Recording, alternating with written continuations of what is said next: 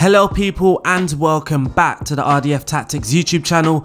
I'm RDF and today we have another tactic to look at. It's a 4-1-2-3 with 3 strikers, and normally in Football Manager we don't see a tactic with 3 strikers, but today we do. It scores a lot of goals, of course. That was the main objective, to score a lot of goals. We tested it with PSV in the Dutch league, and like my last video, the save will be downloadable. We're going to look at the tactic in some detail before looking at the results, but before we get started with this video, make sure you are subscribed to the channel, make sure you like this video, and also you can share it or leave a comment if you have any tactical recommendations or any feedback. But now let's get started.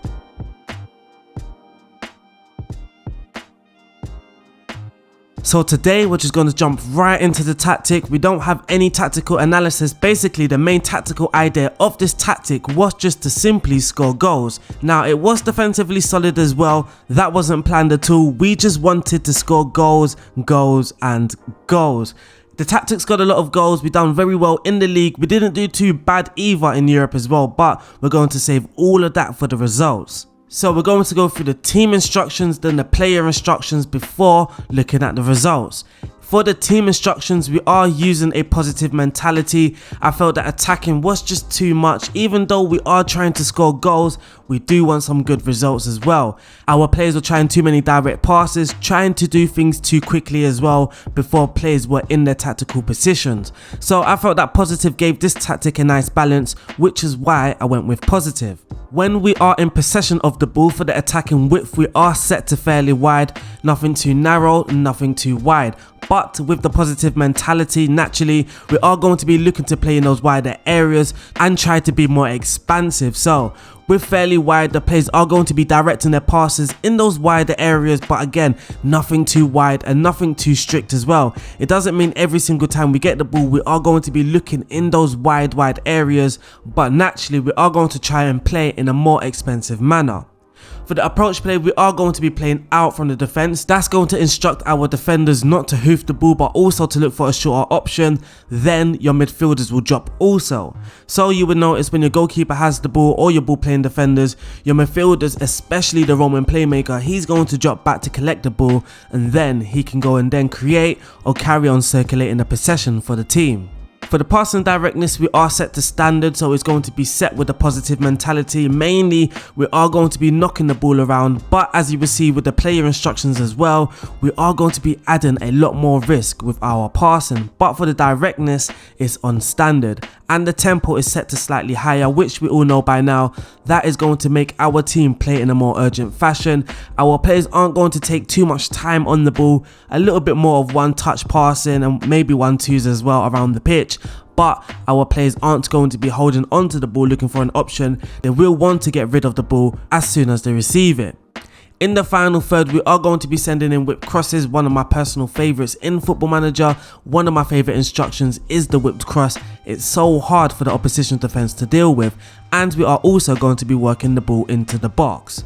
For the transition, when we are in transition, we are going to be counter pressing when the possession has been lost, and we are going to be making our counter movements when the ball has been won. This is going to help us with our attacking output, make us more aggressive off the ball. Also, when we win the ball, we want a lot of attacking options in the final third, a lot of people making forward movements, and hopefully we can find those attacking players with the ball. And we don't have any goalkeeper instructions as well. Out of possession, we are using an offside trap with a higher defence line, and we have a much higher line of engagement. Again, this is going to help with our pressing, be more aggressive in trying to win the ball back fairly quickly and help us go on the attack again. The defensive width is set to standard, the pressing intensity is set to extremely urgent. When the opponents have the ball, especially for longer periods, we do want to close down in a more urgent fashion. Again, trying to win the ball back fairly quickly for the team so we can then go on the attack. So also we are going to be preventing the short goalkeeper distribution. Now for the player roles, in goal we do have a sweeper keeper in goal on the defensive duty. He has no instructions. With a defensive duty, the sweeper keeper will be a lot more cautious, but will still look to play some counter-attacking balls when they are on, which is going to be great for our wing backs and for our advanced forwards as well. In central defence we have two ball playing defenders. They too have no added instructions. A ball playing defender will look to stay in line with his defensive partner and look to break up attacks, mark opposing forwards and prevent the ball from getting into the box. That's going to be the main focus for these ball playing defenders when they are defending. When they are on the ball, of course they are going to help the team initiate some attacks by sending some risky balls into our attacking players.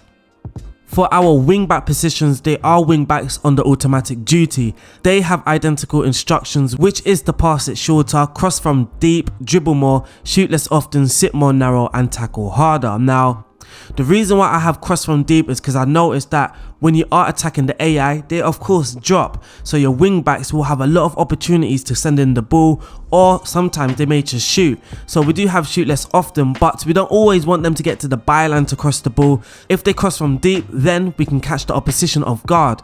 And we have 3 attacking players, well 3 strikers, so crossing from deep can be very useful as well. In defensive midfield, we have a Roman playmaker who's going to be dribbling more and shooting less often. The Roman playmaker will be the heartbeat of the team, driving the ball forward to spearhead attacks as well as tracking back to cover defensively. Always offering a passing option for his teammates, the Roman playmaker must have the physical attributes to maintain a high intensity as well as the technical attributes to stamp his authority on the game. This is going to be a key role in your team. Of course, the Roman playmaker is the main creator, the only creator in this team.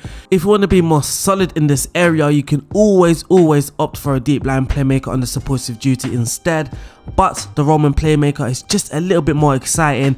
Also helps us with his attacks as well, as he likes to get further forward and he can pop some shots off in or around the box. In central midfield, we have 2 central midfielders who are going to be very busy.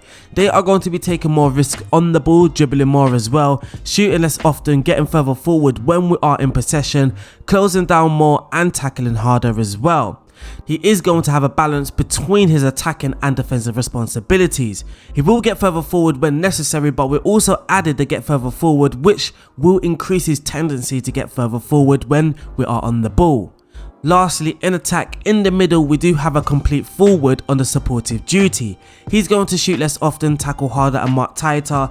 This complete forward is someone that's going to try and drop deep as well and occupy the space between the opposition's midfield and defense. Of course, this can help a lot, dragging players or dragging defenders out of their position, and then the advanced forward can exploit those gaps as well. With the supportive duty, the complete forward will look to drop into space, run at the defense and also pop some shots, but hopefully not too many, as we have shoot less often. He's also going to try and hold up the ball. When the ball goes out wide, he's going to run from his position and drift out wide to help with the link up play. The complete forward is basically someone that's going to try and do everything. And lastly, we have an advanced forward up top who's going to be taking fewer risks, dribbling more, tackling harder and marking tighter. They are going to be your main source of goals. They're going to try and score goals, and basically that's it. They're going to try and break the defensive lines, trying to chase any loose or through balls, basically trying to score and trying to be a headache for the opponents. So that's the tactic there, all wrapped up. We are now going to look at the results and see how well PSV done in the league, also in Europe. So now let's check the competitions.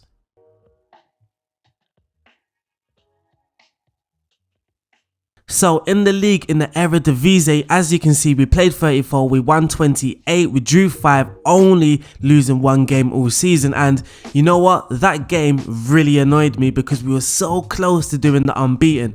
If we scroll down here, we literally lost when there was about 5 games to go, and look at the team that we lost to. But they do seem to be a bogey team, as they beat us in the cup final as well. And if we check them in the league, they did finish 7th. Not too bad, but a team that we are expected to beat. So if we look at the competitions again, in the Europa League, we got knocked out in the first knockout round by Arsenal. Not really embarrassing, but we did want to do a little better in the Europa League. And in the Total Cup, as we've discovered already, we came runners up. So in the Eredivisie, you can see that we scored 100 goals, the most goals in the league. only conceding 21 as well, which is the least in the league. We were defensively solid, something that I wasn't expecting, by the way. We kind of only have 2 centre backs in defence, and then we have wing backs with a defensive midfielder, and all 3 of those players are adventurous players. They like to get further forward and they like to roam from their position. So defensively we didn't expect to do too well, but we did excellent in that regard. So as you can see, we had the most points per game. Of course, we scored the most goals. We didn't have the most shots for. Ajax did. We came in second with 610. For the shots against, we came in second with 201. So only one more than Ajax. Again, doing very well on the defensive side of things. For the best pass completion, we came in 8th with 86%. And for the average possession, we came in second with 55. These stats with the possession isn't something that we want to focus on. That's not the main focus of the tactic. The main focus is to score goals. And as you can see, that did very well. For the most tackles won, we aren't in the top 8. For the most dribbles made, we come in 6th with 71. So as you can see, that dribble more is on every single player basically. Dribble more here, dribble more here, dribble more here, dribble more here. But what we are doing is increasing the tendency. Now, when you put it in the team instructions, that's becoming a more direct instructions. It's coming a little bit more strict. You're telling your players, look, this is what I want from you. Run at the defense as soon as you get the ball. But as a player instruction, you are only increasing the tendency. So when that player gets the ball, he's not going to look instantly to dribble with the ball. But if it's on, then more than likely, he will then dribble with the ball. Back to the team stats. For the clean sheets, we come in second with 17, which is very good. And for the fewest conceded, we top that list with 21. Now we're going to look at some more goal statistics. So for the expected goals, you can see here that PSV are on 88.07. There's a slight big difference between us and Ajax on 72.45. We did have a lot of penalties though, 19 penalties, which is absolutely crazy. I don't know why we had so many penalties, mainly or possibly because we have 3 strikers completely doing a madness. For the cross completion, we came in 7th. For the crosses completed, we came in 3rd. Goals from corners, we topped that list as well with 7. Goals from direct free kicks, well, we didn't score any. Goals from indirect free kicks, we scored 6. Pass completion ratio, we've already looked at that. We came in 8th. Passes completed, all the way down at 17th. Not very good there. For the clear-cut chances created, 52. The team that came in second is on 57. Now, if you take away those 19 penalties, that number is still high, and it's still higher than Feyenoord's. For the shots for, we came in second. For the shots on target, we topped that list with 293. For the shots on target ratio, we did very well, coming in 4th with 48%. For the conversion rate, we done very well again with 16%. Shots per game, 17.94, coming in second. For the fouls against, we topped that list with 517. For the dribbles made, we already looked at that. We came in 6th. For the dribbles made per game, no difference, 6. And for the possession loss, we came top with 2,392, with Ajax coming in second.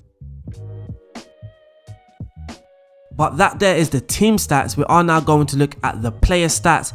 For the most goals, we have Daniel Marlin on 24 and Mario Götze on 20. So we have 2 players in the top 8 and 2 players who have scored 20 or more. For the most assists, we have Philip Max on 16 and our central midfielder here on 11. I'm not entirely sure how to pronounce his name. Alessandro Schopp. I'm not too sure. For the most shots, we have Daniel Marlin coming in 5th. For the most player of the match awards, Philip Max with 10 and Daniel Marlin with 7. For the most key passes, Dusan Tadic with 183, a quality player, but we do have Philip Max on 174. For the best pass completion, we have Eric Garcia, who came in on loan.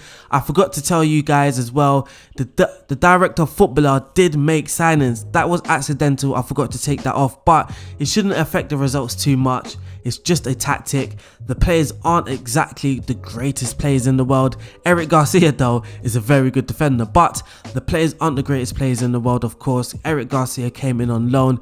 If we look at his stats, he still has some flaws, but he's a very, very good ball playing defender. Of course, he must have helped out a lot, but it wasn't a huge factor.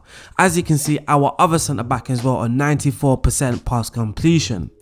For the most tackles won, we don't have anybody in the top 8. For the most dribbles made, we don't have anybody again in the top 8. For the most clean sheets, we have our goalkeeper, and for defuse conceded, we have our goalkeeper again coming in third with 21. But Ajax have 2 goalkeepers, of course, sharing the responsibilities as the number 1. So that there is the player stats wrapped up. We are now going to look at the team report, look at the attacking efficiency, the defensive output, as well as how we scored our goals and the assists. So for the team report, as you can see, we were aggressive and we were clinical. We weren't the most clinical side in the league, as we can see that Alkmaar were the most clinical side in the league, but we weren't too far away and we were way more aggressive. So we were the most aggressive side in the league and the second most clinical side in the league. Defensively, we done well as well. We were quiet and impenetrable, but we were almost leaky when we did concede our chances. There were a slight good chance that we were going to concede, but we weren't busy, so we weren't conceding a lot and breaking through our defense. It was only something that happened on occasions. How did we score most of our goals? We scored 69 play shots, 13 powerful shots and 10 headers.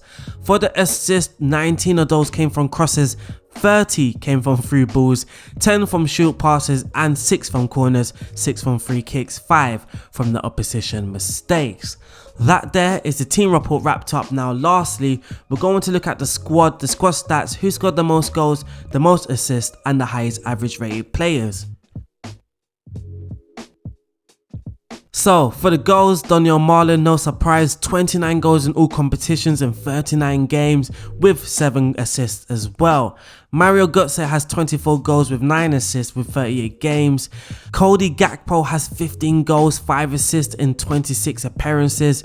Aaron Zahavi has 12 goals, 3 assists in 24 appearances. Philip Max managed to get 9 goals. Romero managed to get 8 goals when he came in as well. And Sangare managed to get 7 goals from central midfield.